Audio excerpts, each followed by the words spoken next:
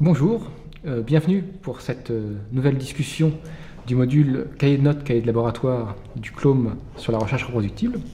Aujourd'hui, nous avons la chance de discuter avec Annie Lacroix-Rize, professeure émérite d'histoire contemporaine à l'Université Paris Diderot, spécialiste de l'histoire de la première moitié du XXe siècle, en France et en Europe, auteur d'une dizaine d'ouvrages, le dernier en date étant Les élites françaises de la collaboration avec l'Allemagne à l'Alliance américaine 1940-1944, paru chez Armand Collat en 2016. Donc Annie, d'abord, merci beaucoup de nous accorder cette interview. Et je pense que tu ne seras pas choqué si je qualifie tes livres comme étant denses en information, mais un des objets de cette discussion, c'est d'expliquer que ces livres, en fait, ne constituent que la partie émergée de l'iceberg, puisqu'ils sont construits sur... C'est une synthèse d'un long travail dans les archives. Est-ce que tu pourrais nous dire quelques mots sur quel type de documents tu trouves dans ces archives? Des documents très divers, parce que je pense que pour faire de la bonne histoire, il faut croiser beaucoup de sources, des sources très très différentes, et puis parce que je suis une élève très zélée de celui que je considère comme mon grand maître, c'est-à-dire Pierre Villard, qui était partisan de ce qu'il appelait une histoire totale, et que on ne peut faire d'histoire totale qu'à partir du moment où on cherche dans des directions très différentes. Je dois dire d'ailleurs que c'est une démarche que j'ai eue pratiquement dès le début de ma recherche, mais qui s'est plutôt approfondie au fil des décennies, et dont j'ai senti particulièrement la nécessité quand j'ai abordé la question de l'histoire des élites françaises dans l'avant-guerre, parce que j'avais été très frappée par le fait qu'il y avait une véritable dichotomie entre les spécialistes de l'histoire intérieure de la France et ceux de l'histoire des relations internationales, qui avaient fait une histoire de la stratégie et de la tactique des classes dirigeantes finalement impossible, parce que il y avait une nécessité absolue de croiser les éléments de politique intérieure et de politique extérieure.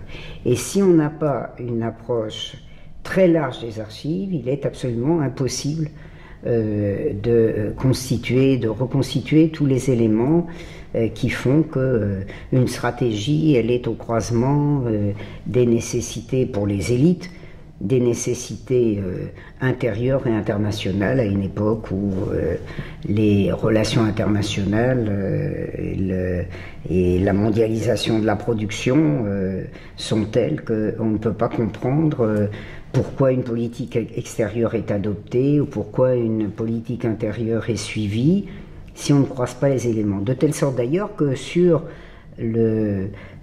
l'histoire intérieure et sur l'histoire extérieure de l'entre-deux-guerres, on avait des livres intéressants, certains excellents, mais tous, absolument tous, partiels et ne permettant pas de comprendre les enjeux. Ça m'avait beaucoup frappé en lisant en particulier un historien très connu, très prestigieux, qui était considéré comme le pape de l'histoire des relations internationales quand j'étais étudiante, c'est-à-dire du Rosel, qui avait fait une histoire de ce qu'il appelait la décadence de la politique extérieure française, et qui butait à de nombreux moments du livre sur son incapacité d'évaluer la politique intérieure. Et voilà, et à partir du moment... Alors ça veut dire quoi? Ça veut dire qu'il faut des sources extrêmement différentes, et quelquefois d'ailleurs pas directement associées à ce qui est l'objet, à ce qui semble être l'objet direct, mais des sources, pour ce qui me concerne, des sources françaises, de secteurs très très différents, des sources étrangères, et par exemple, alors je vais donner un exemple, parce que c'est un des exemples les plus frappants, ou un de ceux qui m'ont le plus frappé. Il y a des sources qu'on ne peut pas trouver, qui sont pratiquement introuvables, je dirais, dans un fonds d'archives français. Je vais donner donc l'exemple auquel je pense. Quand Georges Bonnet, ministre des Affaires étrangères de la France, célèbre pour son rôle qui a précédé la conférence de Munich dans la nuit du 29 au 30 septembre 1938, quand Georges Bonnet rencontre Ribbentrop, ministre des Affaires étrangères d'Hitler, il lui tient des propos les 6 et 7 décembre 1938 qu'on ne peut pas trouver dans des archives françaises. C'est introuvable. C'est introuvable parce que Bonnet lui fait, qu'il le reçoit sans témoin, parce qu'il y a le problème évidemment des réunions sans témoin. Quel que soit le compte-rendu qu'il rédigera, le compte-rendu qu'il rédigera ne peut pas être livré à un collègue, même si le collègue est complice. Je m'explique, il tient à Ribbentrop des propos, par exemple sur le règlement de la question juive, il explique qu'il faut absolument, il est impératif de régler le problème juif comme les Allemands l'ont réglé, etc. Je suis tout un développement, naturellement.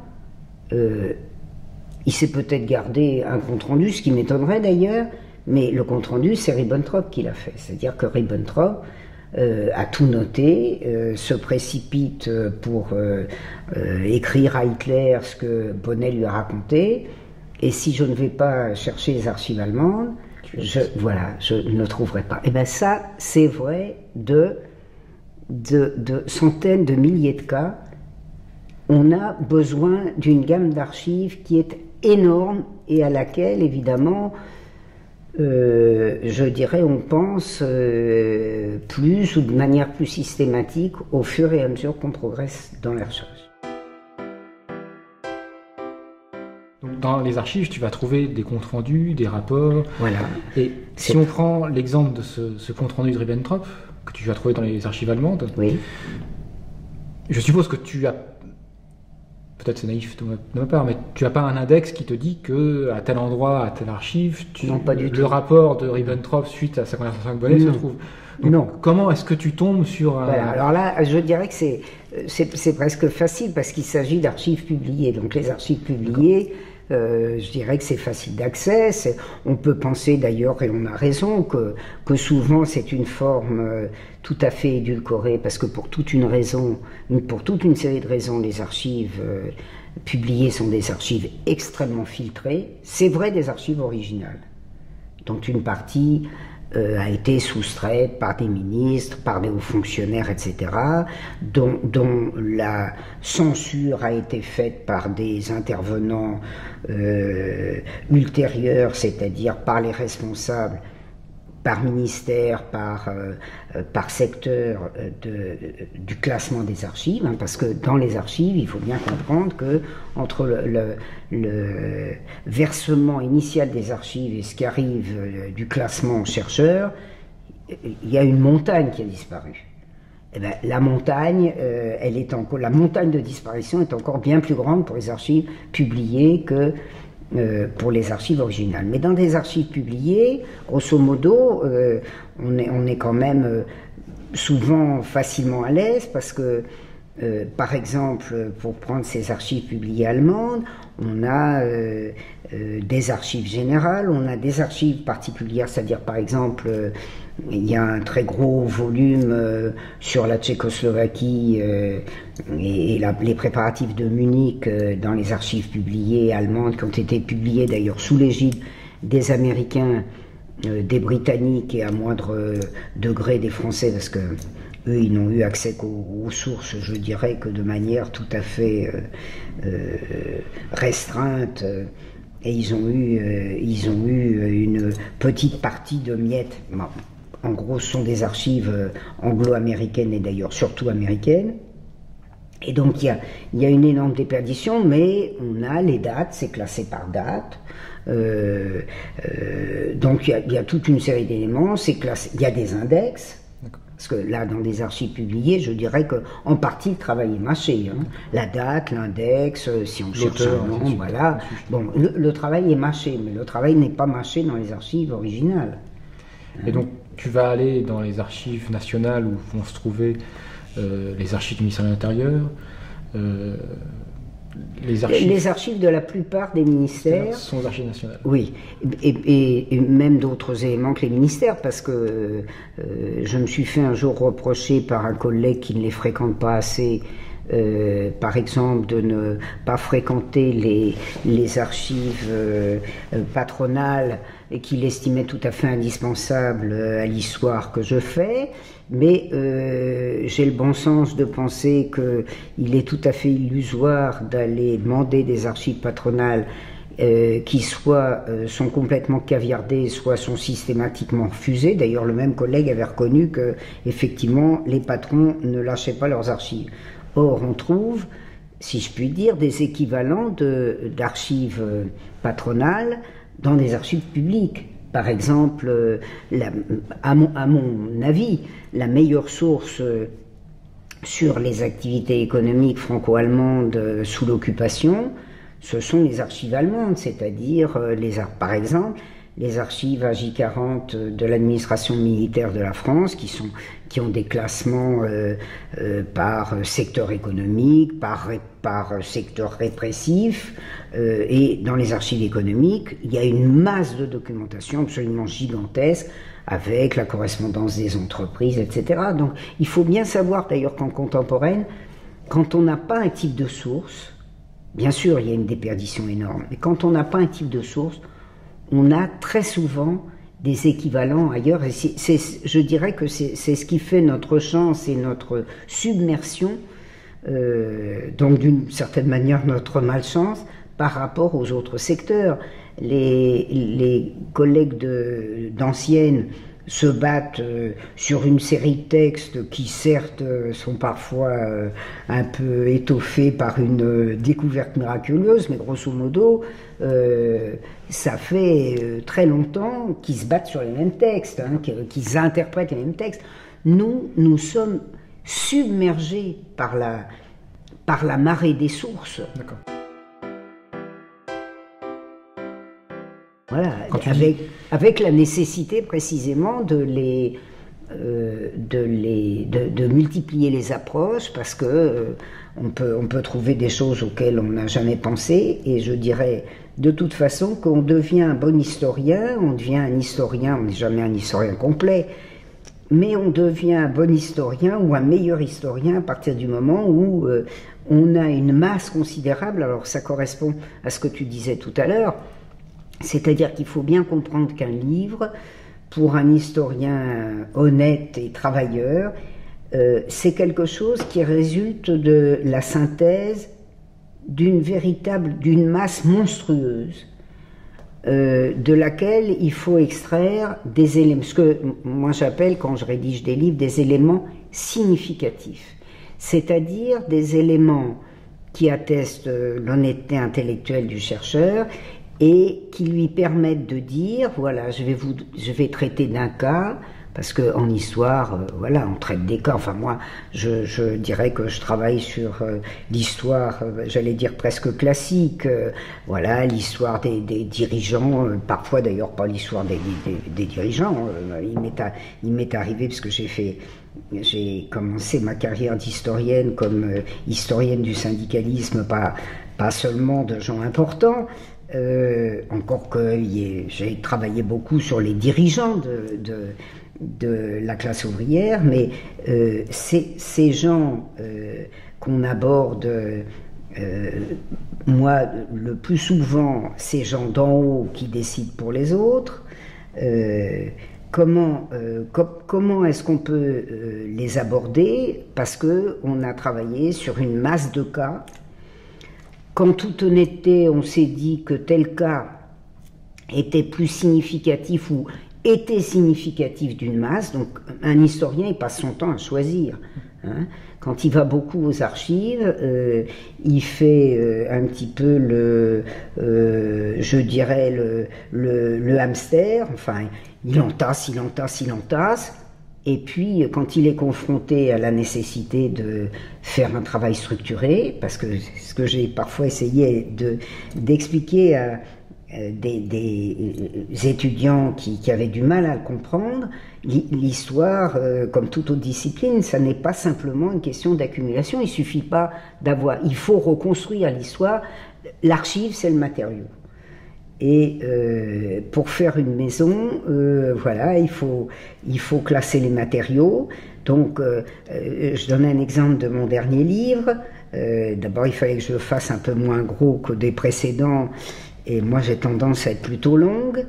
Donc, il fallait que je choisisse des cas significatifs. Les cas significatifs, c'était quoi? Par exemple, sur les collaborationnistes de plume, il fallait que je m'en choisisse.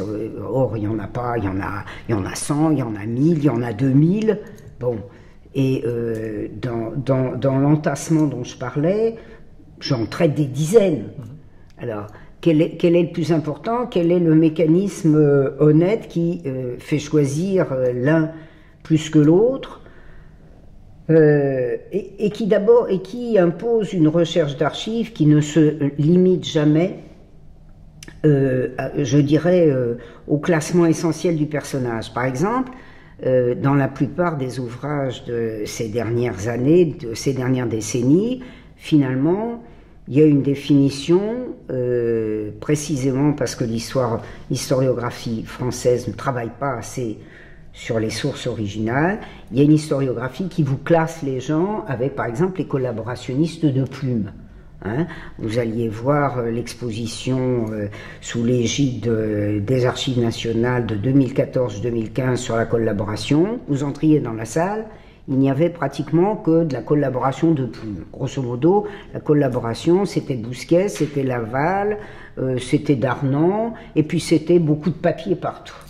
Mais un collaborationniste de plume sous l'occupation, ça n'est pas seulement un collaborationniste de plume. C'est quelqu'un qui vit bien ou qui s'enrichit en traitant quotidiennement avec l'occupant allemand. C'est quelqu'un qui dénonce. C'est quelqu'un qui dénonce les juifs, qui dénonce les communistes, qui dénonce les francs-maçons. Donc il n'y a pas le flic ou le flic, même le grand flic, c'est facile. Voilà, il se transforme en brute. On peut l'examiner ici ou là. On le voit dans des tas d'archives. Bon. J'en vois beaucoup, donc je les vois œuvrer évidemment de manière très, j'allais dire, à la fois diverse et très unifiée, mais je vais prendre un exemple. J'ai traité du cas de Jean-Hérold Paqui, qui est un des intervenants sur Radio Paris. Mais dire qu'il a dit des horreurs de 1940 à 1944, ça n'est naturellement pas suffisant. C'est quelqu'un qui est allé s'occuper de faire la propagande de Franco, qui a travaillé au complot contre la République, qui était en liaison avec des gens extrêmement importants, comme Dumoulin de la Barthète, qui a préparé à Madrid pendant près d'un an les dernières étapes du putsch. Alors je vais donner d'ailleurs un exemple, je vais passer à un autre, Dumoulin de la Barthète. Il y a des tas de gens qui vous disent, qui a été le chef du cabinet civil de Pétain, qui vous disent, mais voilà, c'est un homme assez rassis, assez raisonnable, modéré. Oui, mais par exemple, il est le responsable de la propagande de Pétain et de la propagande sur Pétain organisée à partir de l'ambassade à Madrid, et c'est lui qui peaufine pendant un an, avec toute une série d'ailleurs de collaborateurs, dont Hérold Paqui, non seulement la propagande, mais toutes les lois, il n'y a pas de loi, puisqu'il n'y a pas de parlement, toute la réglementation de Vichy contre les communistes, les juifs, les fonctionnaires, les francs-maçons, qui est toute prête en arrivant à Vichy, hein, puisque il quitte Madrid pour arriver à Vichy et diriger le cabinet civil.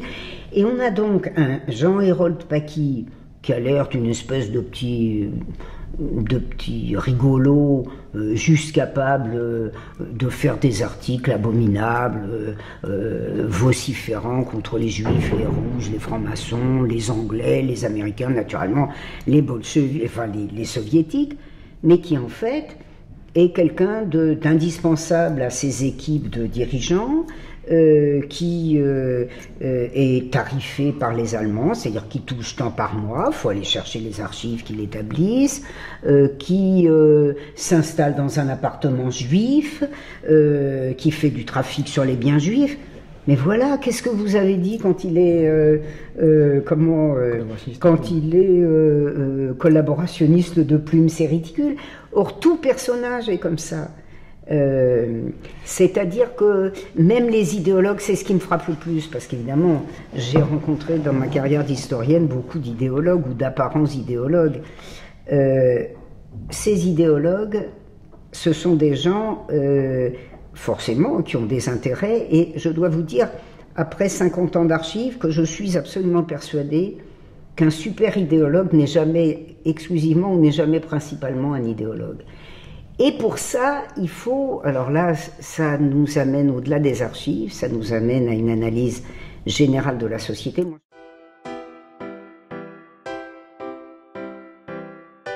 je pense qu'un historien, je dirais comme n'importe quel spécialiste de sciences sociales, a besoin d'avoir un cadre,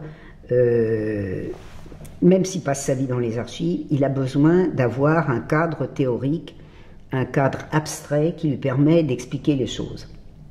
Et si, par exemple, comme c'est la mode aujourd'hui, parce que depuis quelques décennies, l'historiographie a fait disparaître la dimension économique et sociale de l'histoire, et en particulier les rapports de classe, qui étaient analysés avec beaucoup plus de détente et surtout, je dirais, d'allant. Quand j'étais étudiante, moi, il y a quelques décennies, c'est-à-dire qu'on ne pouvait pas imaginer analyser le patronat sans le situer dans sa vie d'exercice de maximisation du profit et sans analyser ce qu'il faisait pour que les choses soient le plus rentables possible. Aujourd'hui, la dimension sociale a disparu. Moi, mes collaborationnistes de plume, ils ont tous une dimension sociale et notamment des intérêts économiques qui sont gardés pendant que la population perd en moyenne, la population modeste, les employés et les ouvriers perdent en moyenne entre 10 et 12 kilos de 1940 à 1944. Aucun de ces messieurs n'a perdu 12 kilos. Il y en a même beaucoup qui ont grossi. Ils ont commencé la guerre avec des moyens éventuellement modestes. Ils la finissent avec des moyens grossis. Et moi, je considère que les gens que j'analyse, je dois les analyser de la manière la plus totale, la plus complète possible. Ce qui veut dire une espèce de frénésie d'archives qui permet d'aller situer des individus dans toutes leurs dimensions. Tu as trouvé des informations sur lui dans plein de sources différentes. Oh là là. Et ça veut dire, donc, tu arrives dans une archive, tu demandes à avoir accès à tel ou tel dossier, oui. L'archiviste, s'il accepte, te l'apporte. Oui, enfin s'il accepte, parce que c'est vrai que les archivistes ont beaucoup de poids ou de pouvoir. Enfin, théoriquement, quand même, l'accès des archives, il est je dirais, fonction de la réglementation, de la législation sur les archives, même s'il y a des passe-droits, des anomalies dans le traitement de l'égalité entre citoyens, ça certainement. Mais bien sûr, je dirais que le consulteur d'archives novice, il est en situation de futur d'amélioration. C'est-à-dire que quand au début on aborde une question, on n'en a naturellement pas la perception qu'on a 20 ou 30 ou 40 ans plus tard. Je vais donner un exemple qui est sans doute un des plus frappants de ma recherche. J'ai travaillé pendant plus de 20 ans aux archives du Quai d'Orsay et j'ai perçu des choses, mais j'ai perçu des choses que je n'ai pu vraiment affiner que des décennies après. Parce que n'importe quel chercheur qui commence une recherche, il est très marqué par ce qu'on lui a dit jusque-là, par les livres qui ont été publiés, parce qu'on utilise beaucoup d'archives, mais bien sûr, on recourt aussi à la bibliographie, même si moi je considère que le travail essentiel de l'historien, même s'il doit avoir une culture bibliographique, c'est les sources. Et quand on fait ce travail, il y a des choses qu'on ne comprend pas au début. Il y a des choses que j'ai lues dans les années 1970 que je n'ai comprises que 30 ans plus tard. C'est bien simple, 30 ans plus tard, parce que par exemple, la synarchie, j'ai compris ce qu'elle était quand les fonds des années 30 se sont vraiment ouverts, ou même avec les années 40. Disons, j'ai commencé à le comprendre 20 ans après ma thèse, où j'ai rencontré des tas d'éléments sur la synarchie, dont je n'ai rien fait, parce que je ne les comprenais pas. Et pour revenir à ce que j'évoquais tout à l'heure, quand j'ai passé ces décennies au Quai d'Orsay, j'avais forcément une approche au départ, qui était celle qui était dictée par les précédents intervenants, sur un Vatican qui était surtout finalement intéressé par la lutte idéologique, la lutte contre les rouges, etc. Et puis je me suis rendu compte que les enjeux apparents idéologiques étaient dominants, mais pas les vrais enjeux, que ça n'était pas les vrais enjeux. Et c'est au bout de peu d'années que j'ai compris à quel point la stratégie du Vatican était une stratégie économique, politique, comme d'ailleurs il faut bien le dire, les médiévistes et les modernistes l'ont compris, parce qu'ils ont moins de préjugés que nous, ils en ont, mais certainement moins, je pense, moins fort. Il reste des éléments en médiéval ou en moderne d'analyse socio-économique qui sont plus forts que chez nous, et j'ai bien compris que les enjeux étaient tout à fait autres que les enjeux idéologiques, mais il m'a fallu, pour vraiment affirmer la démarche, il m'a fallu, je dirais, pratiquement 30 ans de recherche pour comprendre, par exemple, que la mise en cause par les Américains, d'ailleurs avec l'appui du Vatican, de l'accord de 1945, était tout simplement un effet de la stratégie générale des États-Unis qui consiste, de la part d'un impérialisme fort, à ne pas accepter la concurrence et à vouloir être tout seul.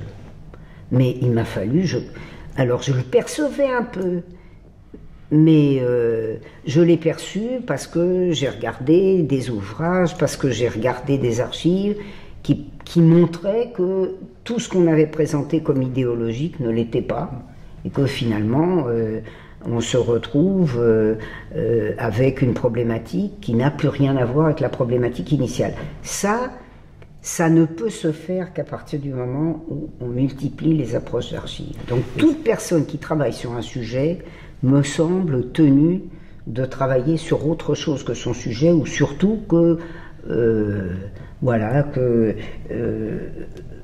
la caractéristique principale de ces personnages ou de son époque ou du sujet choisi, s'il n'est pas un personnage, puisqu'on n'est pas obligé après tout de ne trouver que des personnages. Il est vrai qu'en histoire, les choses générales, ça passe forcément par des humains, enfin dans ma période surtout par des hommes, il faut bien le dire, et par conséquent par une connaissance de ces hommes.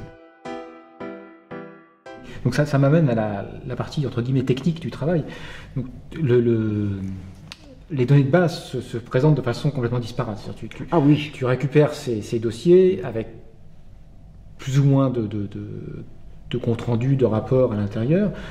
Au moment où tu as récupéré ce dossier, tu peux avoir une idée précise en tête, mais si je comprends bien, tout ce qui est potentiellement intéressant dans le contenu du dossier, tu vas le prendre en note. Finalement, je travaille à peu près comme il y a 50 ans, c'est-à-dire que voilà, je trouve un dossier, il me semble intéressant. Alors évidemment, c'est vrai que c'est quand on progresse qu'on se dit qu'on a dû en rater beaucoup parce qu'il y avait des éléments intéressants qu'on n'a pas perçus au début. Mais moi, c'est très simple. Je suis un gras de papier, C'est-à-dire que j'ai toujours pris mes dossiers, depuis le premier jusqu'au dernier, soit en l'annotant complètement, soit en faisant un résumé. D'ailleurs, en annotant complètement, ou même en faisant un résumé, des petites citations, j'ai toujours fonctionné très très tôt, je pense tout de suite, avec l'idée, voilà, ça c'est vraiment une citation intéressante qui permet de comprendre, donc ça il faut que je le note parce qu'un de ces jours je l'utiliserai. Donc, j'ai toujours annoté beaucoup, j'ai toujours annoté, je dirais, j'allais dire bêtement, c'est-à-dire du premier document au dernier, en laissant tomber évidemment des documents qui n'avaient évidemment aucun intérêt, ou des documents que je notais en marquant sans intérêt. Et puis après, évidemment, au fur et à mesure qu'on est passé d'une approche purement, enfin de l'approche initiale, c'est-à-dire de la prise de notes sans rien d'autre, à la phase informatique où on avait des moyens de récupérer ce sur quoi on avait travaillé bien meilleur, bien plus facile, bien plus rapide. La prise de notes, elle a peu changé. Elle a peu changé, elle a d'abord été forcément manuscrite, hein, parce que, voilà, moi, j'ai accepté l'ordinateur très tôt d'ailleurs, mais heureusement, parce que j'ai un mari qui est très technique et qui m'a convaincu. Ce qui m'a convaincu de passer à l'ordinateur il y a plus de 30 ans, c'est que, comme je faisais beaucoup d'archives, et comme je considère que ce que l'historien doit à son lecteur, c'est de démontrer, de donner à son lecteur le moyen, s'il le souhaite, d'aller vérifier ce que dit l'historien. Moi, je considère qu'un historien, il doit rendre des comptes en permanence. Par conséquent, je faisais des chapitres, j'ai jamais changé d'ailleurs, qui faisaient, les chapitres de ma thèse, ils font 500 notes. Et alors, comme je passais mon temps à me relire, voilà, quand j'avais une note à ajouter, on imagine ce que ça faisait, si c'était la note 1, ça faisait à peu près 1000 notes à changer à la main dans le texte et dans les notes. Alors, quand mon mari m'a expliqué que si je prenais un ordinateur, j'aurais une numérotation automatique des notes, je me suis immédiatement rallié il y a 30 ans. En 87, j'ai commencé l'ordinateur. J'ai eu un ordinateur portable dès que ça a existé. Donc, grosso modo, à partir de 91, je me suis baladé avec un ordinateur portable qui, à l'époque, était très lourd. Bon, et à partir de là, bien sûr, les choses étaient techniquement bien plus faciles. Enfin, j'avais accès à ce que j'avais écrit de manière bien plus rapide. Mais finalement, j'ai toujours pris mes notes de la même manière. C'est-à-dire qu'entre-temps, j'avais appris à taper, hein, vaille que vaille, et puis voilà, j'ai quand même tapé plus vite. Mais donc, la prise de notes, elle n'a pratiquement pas changé. Mais du coup, tu as une première phase du travail où tu prends des notes au fil de l'eau, oui, en parcourant le dossier. Oui. Et je note même ce qui ne m'intéresse pas directement, mais dont je me dis, oh, ça m'intéressera un jour. On ne peut pas annoncer un truc si bien. Donc va venir une phase de synthèse où tu commences à avoir, donc peut-être que tu en as une au départ, mais une autre peut apparaître en cours de route, une idée d'article ou de livre. Oui. Et donc là, il faut que tu retournes dans ce matériel de base et que tu retrouves tes petits. Oui, mais alors... comment tu fais? Alors, par exemple, quand je n'avais que du papier et que j'avais déjà la conscience que cette montagne m'écrasait, je faisais pratiquement toutes les semaines, soit le soir, soit en fin de semaine, une synthèse, un état de ce que j'avais fait, et puis très vite je me suis inventé un fichier papier. Vu le temps que je passais en archive, le fichier papier est devenu monstrueux.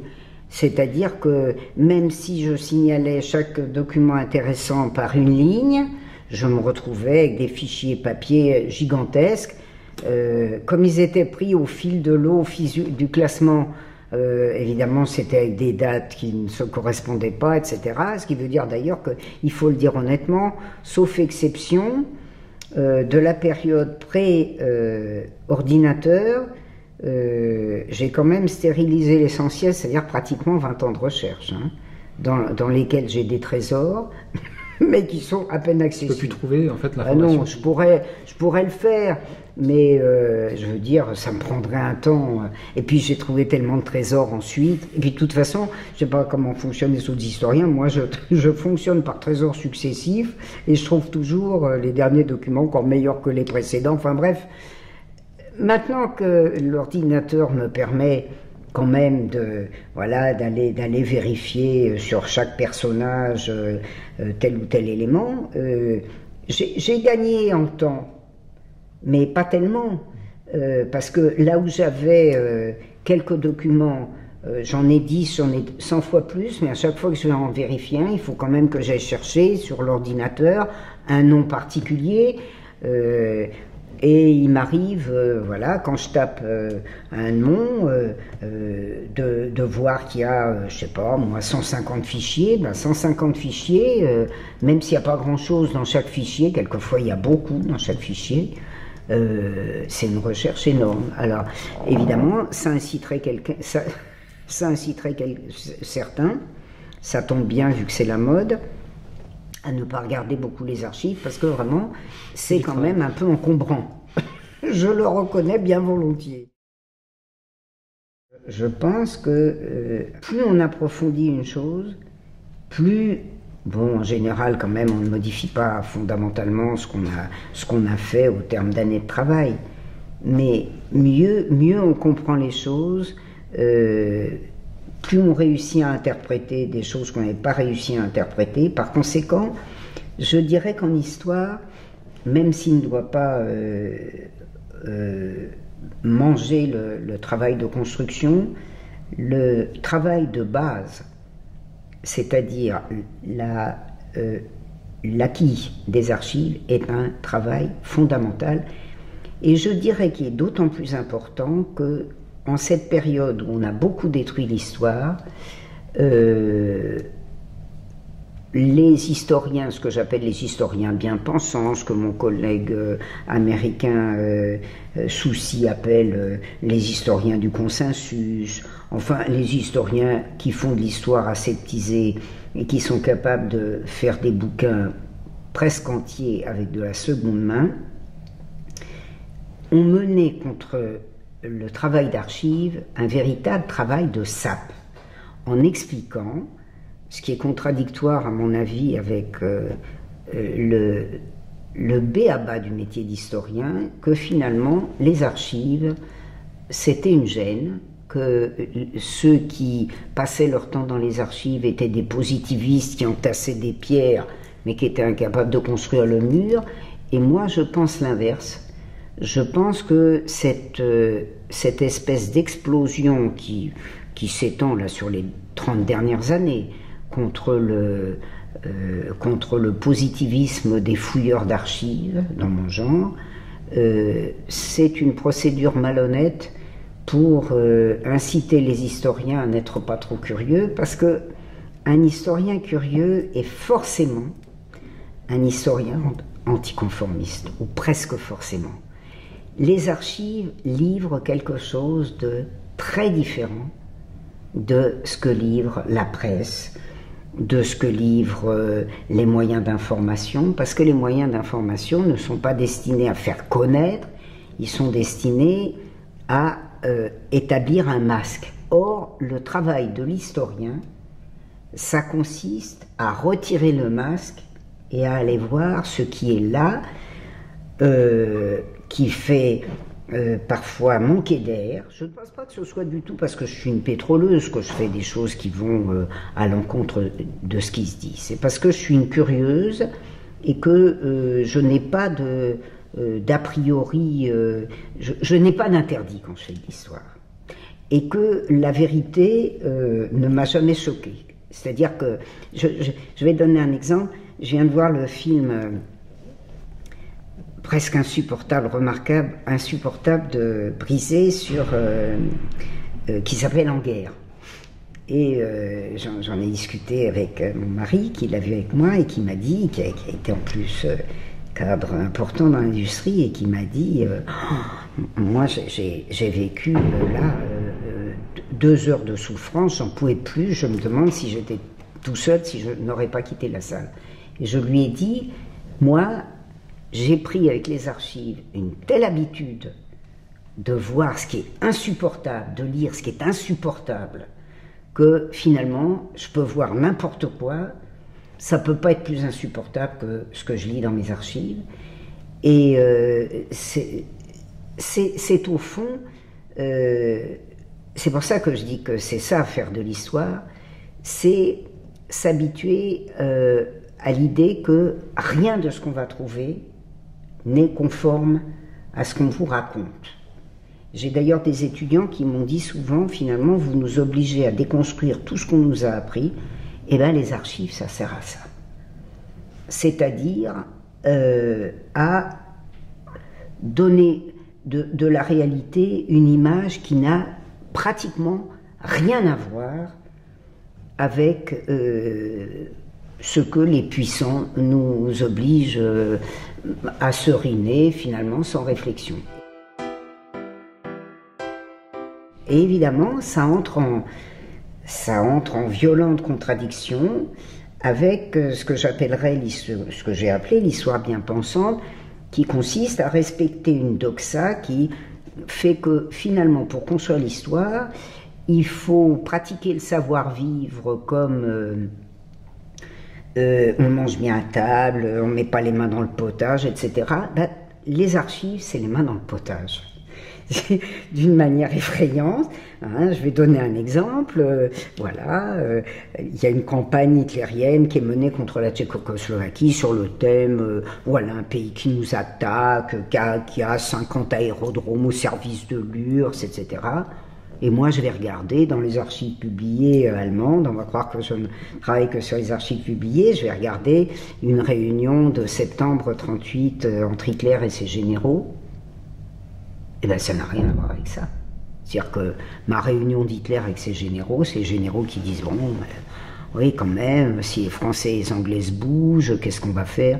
Ne vous inquiétez pas, ils ne bougeront pas. » Et puis, on y voit les enjeux, c'est-à-dire la conquête de la Tchécoslovaquie, ce que ça représente dans l'effort vers la guerre, etc. C'est-à-dire que ça n'a plus rien à voir avec la propagande. Oh, il faut le dire. Ce qu'on nous livre tous les jours, c'est la presse. C'est la propagande de ceux qui possèdent la presse. Or, les sources, ça n'est pas ça. Et même les sources, c'est de la part de ceux qui possèdent la presse, je dirais l'administration de la vérité, parce que les sources permettent de les approcher, ces gens que nous n'approchons jamais. Je dirais à cet égard que les sources font de l'histoire un vrai sport de combat, et un sport de combat évidemment qui n'a que rarement été pratiqué comme il aurait dû l'être, mais quand même qui a été pratiqué dans les années où moi j'étais étudiante avec beaucoup moins de réserve qu'aujourd'hui, et il faut le savoir quand on parle d'histoire aujourd'hui. On a vécu ces 30 dernières années une période où, finalement, les bonnes manières nous ont amenés à balayer tout ce que le 19e siècle et le 20e siècle, ou les 60 premières années du 20e siècle, nous avaient apporté en matière d'histoire. Et je veux le dire parce que c'est important dans la comparaison entre historiographie allemande, par exemple, américaine, et historiographie française dominante, pour toute une série de raisons que des historiens analyseront, quand on analysera le fonctionnement de l'histoire, parce que ce sera un objet d'analyse, un objet historique. Il y a toute une série de pays où, malgré cette gangue idéologique, de propagande, etc., le respect des archives a été maintenu. On ne fait pas en Allemagne des ouvrages d'histoire sans aller voir ces fameuses archives épouvantables et en tirer des conclusions quand même, hein, même s'il y a de très très grosses déformations idéologiques actuelles dans l'historiographie allemande ou dans l'historiographie américaine. Et ça, c'est quelque chose qui a été littéralement gommé en France. Et je pense d'ailleurs que c'est la raison fondamentale pour laquelle l'histoire sociale, en bonne partie l'histoire économique, ont disparu. De fait disparu, l'histoire sociale a pratiquement disparu. Et je pense que c'est une des clés de la promotion de spécialités comme l'histoire culturelle. Non pas que l'histoire culturelle n'ait pas d'intérêt, mais je pense que cette difficulté de travailler sur le matériau brut a conduit beaucoup de chercheurs à s'en aller trouver une zone considérée comme un peu plus tranquille, qui avait des avantages de carrière et qui n'apportait pas les ennuis que la curiosité excessive était susceptible d'apporter. Voilà. Et je pense que pour travailler sur les archives, l'histoire a besoin d'une grande liberté, qui a des périodes qui sont plus propices à la grande liberté, qui a des périodes qui sont beaucoup moins propices à la liberté, qui nous amène au paradoxe suivant, c'est que nous, depuis 20 ans, maintenant depuis 20 ans, nous avons une ouverture contemporaine, nous avons une ouverture d'archives énorme, et que finalement, à l'échelle nationale, nous en usons peu. Peut-être que on va conclure sur cette note un peu négative, mais qui laisse quand même un espoir.